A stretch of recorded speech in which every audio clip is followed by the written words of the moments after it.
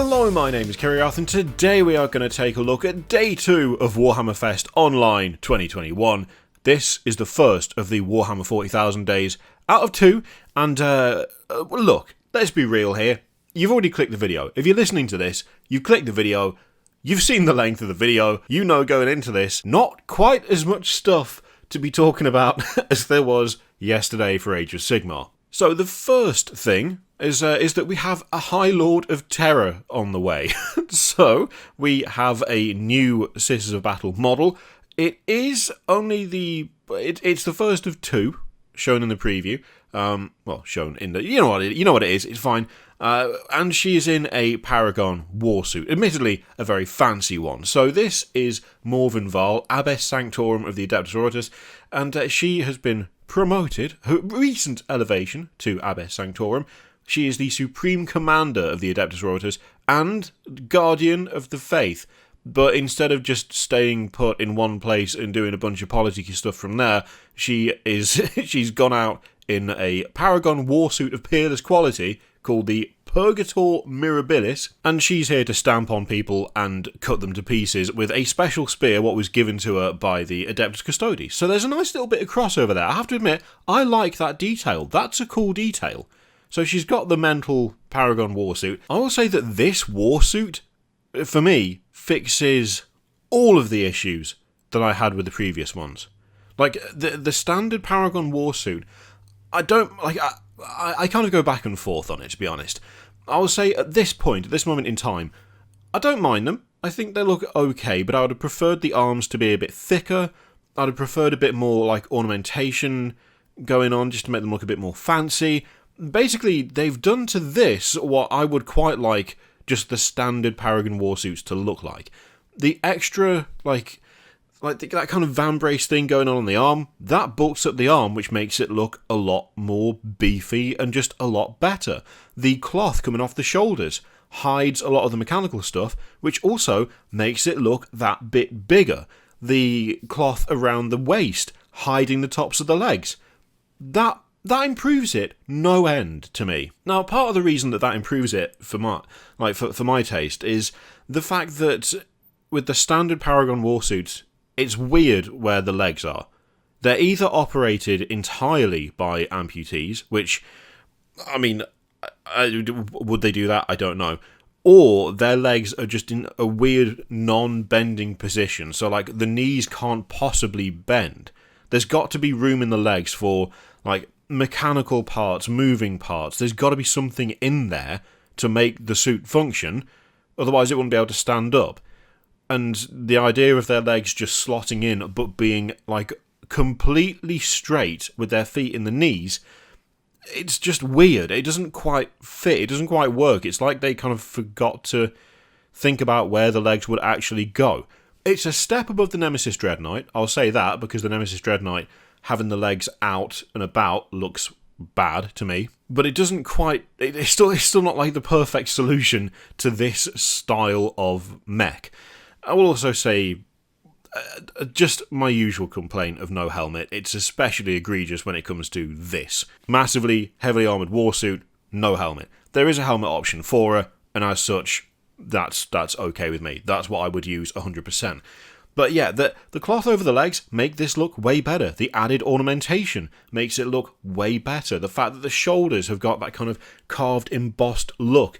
You've got that, just the extras transform this from being kind of a weird design where I could see where they were going with it, but I would like so many changes made to make it something that I personally would really love.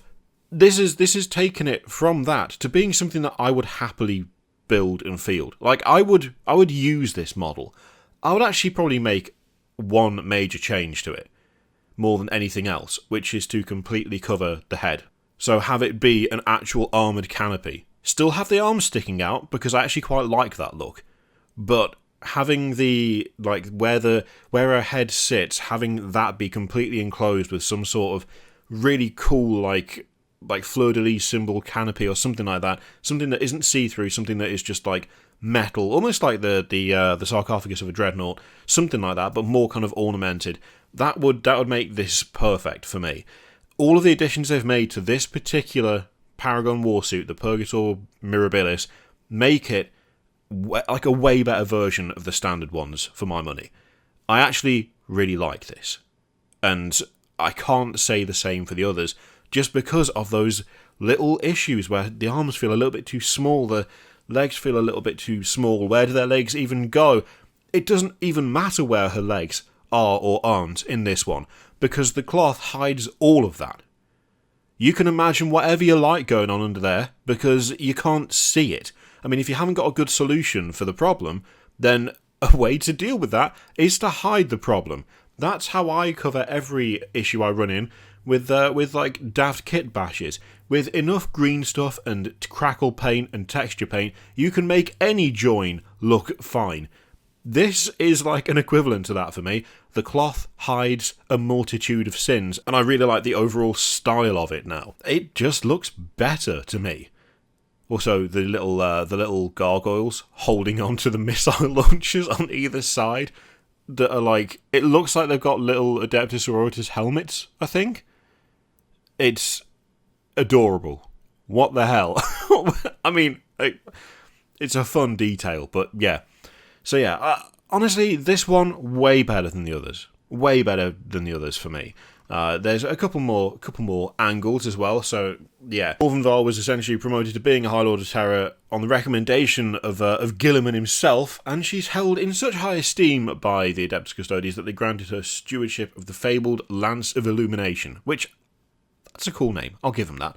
Quality name for a weapon. Which, a legendary blade with which she can sweep aside the unclean or pierce even the foulest hide with ease. I do like the spear. It's a cool spear. It looks good. It's got some nice detail on it. The haft having like all this kind of carving alongside it is really nice. Haft? Shaft? Whatever it is. The bit you hold on to. Yeah, I think that's a decent looking weapon. I really do. That is a decent looking weapon.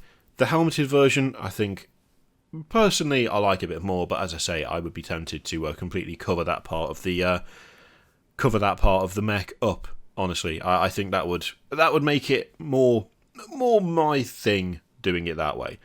But I mean, there are nice details all over this. To be fair, I like the way they've done the cabling. The belt for the heavy bolter is really cool. The purity seals that have been included, like there's one right kind of by her head, and the other one like on the arm. I quite like the placement of those. It kind of breaks it up a little bit, and let's face it, purity seals, you can't go wrong with a couple of purity seals, can you? Overall, just a big improvement over the base design for me. Now, it says that as a High Lord of Terror and head of the Orders Militant, her authority is absolute and her status puts her right on par with other faction leaders such as the Silent King, Abaddon the Despoiler, and Captain General Trajan Valoris. So she's pretty high up the food chain. I'm not entirely sure how that's going to translate rules-wise. I mean, is she going to be able to go toe-to-toe with some of them? Maybe. She's going to be able to lead armies of sisters on battlefields everywhere soon. I'm assuming that she will not be keyword limited. Like, I'm assuming that she won't be like, this is my order of sisters and you can't take me if you're using any of the other orders. As just the overall leader, I'm guessing you can just plop her down in any sisters army that you've got and she can take control of it, because, I mean, it would be a bit mental if that wasn't the case, wouldn't it? So along with her, we also have Astrid Thurger and Agathae Dolan. I mean, we recognise one of these. The banner bearer that we saw, like, last week, was it? Was it last week? I think it might have been. And there's also alongside that, Agathae Dolan, who accompanies her at all times. So that's the new priest there. I quite like that model, actually. That's a cool priest model. Looks a bit old, a bit wizened. Nice simple staff, but really nicely done. I love the parchment that's hanging down the front there. I especially like the way that it seems to be like clamped on. That's a cool model. That is a cool model. So if she puts her sacred standard at the right place and the right time, the tide of battle can be turned in an instant. Essentially, the priest records all of the battle stuff as it's happening. So, I mean, it's a cool combination, and it's a nice set of models. I'm still really liking that banner. That is still super solid. But we've seen one of these before. Got a new priest type. Beyond that, model-wise, that's your lot. The Dogmata we've already talked about. Still just not sure about that model at all. The Palatine is going to be available separately. It was only in the Piety and Pain box, which of course was limited release, as a lot of those are, but she is now on her way separately, so you'll be able to pick her up if you want her. We've also got the Celestian Sacrestants. Now, in fairness, there is something different about these, where we can see one of their other weapons options here. So instead of having the halberd, or yeah, it was a halberd, wasn't it? You can take maces with them as well. They still look decent. I think actually they make far more sense with a mace. It was pointed out by a lot of people, how the hell are they operating a halberd whilst holding a shield? How does that work? It doesn't really. And, you know, I do agree with you. It looks cool. To my eye, it looks cool, but I'm also willing to accept that it's not functionally something that you would do. These strike the right balance. They still look good. They still are like a nice-looking unit, but they do now have a one-handed weapon as opposed to something you definitely need two hands to do anything with. So, yeah, I like these a lot. And I have to say, I think that one is probably my favourite. Nice commanding pose.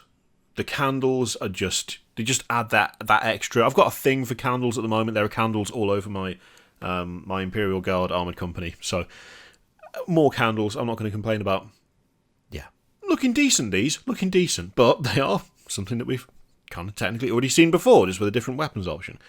There's some nice extra details there as well. I honestly think it's a good looking unit, and the fact that you can have a hand flamer as well and a plasma pistol, that's pretty cool. That's nice. I especially like the inclusion of the flamer there. That's fun, and a bit of an extra fancy shield there as well. Yeah. Of course, there's also the Paragon warsuits, which we've already seen, but actually having these here, I think, for me, it illustrates, I think, just how much better the character version is. It really does. The character version just looks beefier. The pose is also better on that one. Like, these have got quite static poses. They don't look like they're doing anything. They're just standing there. Yeah, the extra cloth adds a huge amount to the presence of these, and it kind of hides the weirdness of how do the legs even work. The added armor on the arms, it just bulks it up and makes it look far more reasonable. I could honestly see myself just doing some green stuff like cloth and making these match the other one. If I ever bought like a bunch of these, I would genuinely take the time to add cloth to these. I would also most likely find like bits of armour from other kits that were the right shape and size, and add them onto these just to make them closer to the character, because it adds so much. It adds so much to these models. Yeah, I think that's the way I would go if I were to pick any of these up. And in terms of models, outside of the Castigator there, that's what we've got. So we've already seen the Castigator. We've talked about this a couple of times now. Beyond that, we have a new Codex for the Adepta Sororitas. So 128 pages, 35 data sheets, a suite of Crusade rules. So they are next up for having their Codex by the looks of things. Good. I would say that's decent Codex art. I do quite like that. You have got a couple of the warsuits in the background, which I know will put some of you off, but that's quite a cool cover on the front there. I do quite like that. It does paint the Sacrestants in a suitably zealous light, which is nice. Very small barrel on that bolt pistol, though. I've just noticed that. Surprisingly, yeah, alright. And we also have Act 2 for Warzone Charadon, which is the Book of Fire. Of course, Typhus and the Death Guard showed up in the Terminus Est and started having a grand old time in Charadon. And now we have Be'lakor. So the demonic hordes of Be'lakor and the newly anointed Abbess Sanctorum, Morvenn Vahl, they are the focus of this. So this is the Book of Fire. Basically, Be'lakor is showing up to wreck the Knights of House Raven. We've got stuff for I think for Mechanicus in here as well. Yeah, it's another campaign book. It's another campaign book before a lot of armies have got codexes, which I don't know. It just doesn't quite sit right with me, to be honest. There are armies that need codexes, not necessarily supplemental rules for codexes that are out of date. I don't know why the absolute focus isn't on getting every codex out. They could have been all sorts of plans to get that done over the last year, and things have just been impacted too heavily, and so everything's like out of whack. But yeah, I'm not going to complain about the fact that Sisters get a new codex, because new codexes are good and required.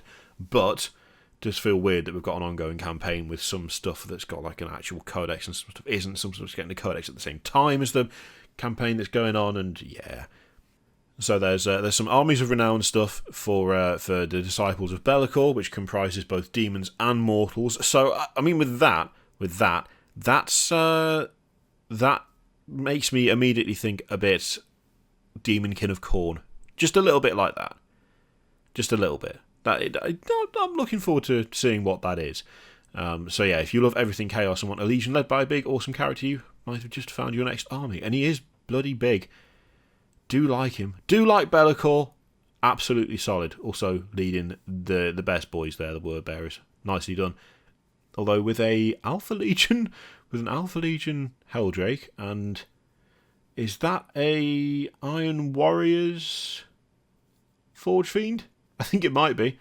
Yeah. I mean, he's obviously got his fingers in many pies, old Be'lakor. And finally, we've got Battlezone Mechanicus Charadon, which I am 99% sure is a repackage of an existing or previously existing terrain set. So there's that too. Not quite as exciting, but there you go. It is a thing that you can get. That's it. That was it for day one. I can honestly understand some of the disappointment that some people have felt from this. I think probably the main issue is that when you say you have so much that you're going to have to put it across 2 days, showing like one new model, a campaign book and a codex doesn't feel like it cuts it. It could be tacked onto another stream. If it had started with this, perhaps. If it had been Monday 40k, Tuesday Age of Sigmar, and then back to 40k on Friday, maybe the impact wouldn't have been as severe. I mean, there is such... I think one of the big things is that for Age of Sigmar yesterday, there were some massive reveals. Like, not just physically, but like also just in the setting as a whole. This doesn't quite match that, and I think it's a difficult act to follow, and I think probably the order was the wrong way round. Especially when you consider that we've had, like, the Battle Sister Bulletin. That's been on a Monday. So why the stream featuring nothing but Sisters of Battle wasn't on that day that we would normally get that article, I don't know. I honestly don't know. I couldn't tell you, but it feels like a little bit of a misstep because there's been a lot of complaining about it, which I do understand. But yeah, we just have to wait and see what happens on Friday. We never know what we're going to get. There could be a whole bunch of new stuff. I'm hoping for a load of orcs. That'd be nice. Really, really just shower us in orcs. That would be quality. So yeah, let me know what you thought of all of that in the comments down below. Thank you very much for watching. Feel free to click all the things, Patreon, subscribe, all that stuff. Click it if you like, don't click it if you don't want to, and as always there's an affiliate link in the description for Element Games which you can use to support the channel if you would like. I leave it in your capable hands. Thank you very much for watching. I'll see you next time.